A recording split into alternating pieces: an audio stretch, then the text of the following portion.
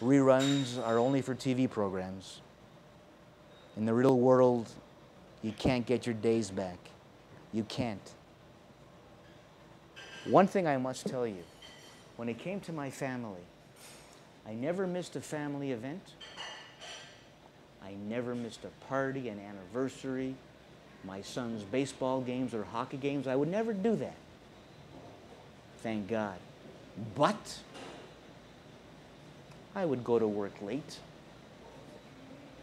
I would leave work early. I'd go out late at night when everybody was asleep. I cheated myself. I cheated 3 people who counted on me as the breadwinner and as the father and headmaster, as it were, of the family. That's horrible.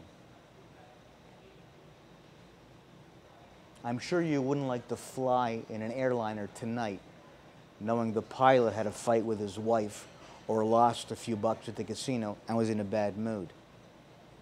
I'm sure you wouldn't like to have your hip replaced today by a surgeon who may have lost money at the casino this morning before he went to the hospital to operate on you. It affects you. You lose your mind. That's not good. That is not good. I call it the O.J. Simpson scenario. I don't believe the day he woke up,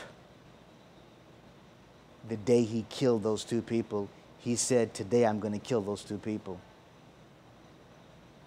He walked into a situation and lost his mind. Momentary insanity.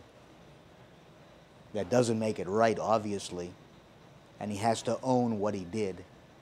And I must own what I did. But it doesn't make it easier. It doesn't make it right. And doesn't make it easier to understand, digest, or to swallow. Because wrong is wrong. Now, looking back in retrospect, I can't believe what I did. But at least it stopped. I've able to patch up my family life somewhat. Patch up family and friends and our relationships somewhat. But damage was done. Damage was done. And I certainly am not able to repair all the damage I did. And I take that to bed with me every single night. And I do live with the shame every single day. But I am glad at what I do for a living now, and that's helping people who were or are like I used to be.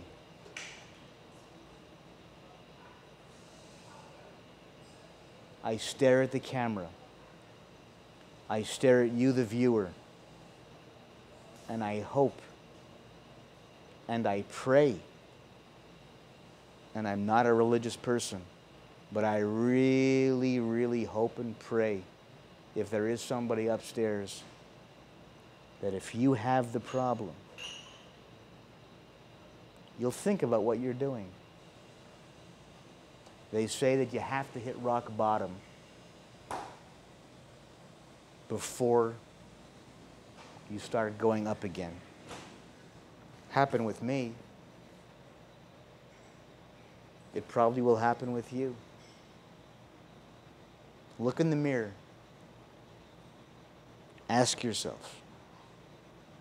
You know if you have a problem. You know if you come home tonight and you're hurting and lying to your wife and or your husband and your kids and your family and your friends and your boss and your colleagues. You know damn well the difference between truth and what's fictitious. It's enough. You've had your fun. Chances are you've lost a lot more than you've won. It's enough. There's all different ways to get help. It's enough. I learned my lesson the hard way. We all strive to be happily married, have good kids, great circle of friends, and it is a god-awful silly way to lose all that because of the world of gambling. So I ask you, a stranger, yes, but somebody who's talking to you literally from the ticker, from the heart. I've been there. It's not worth it. And remember, it's not how many times you fall. It's how many times you're able to get up. We'll see you next week. Thank you. Bye-bye.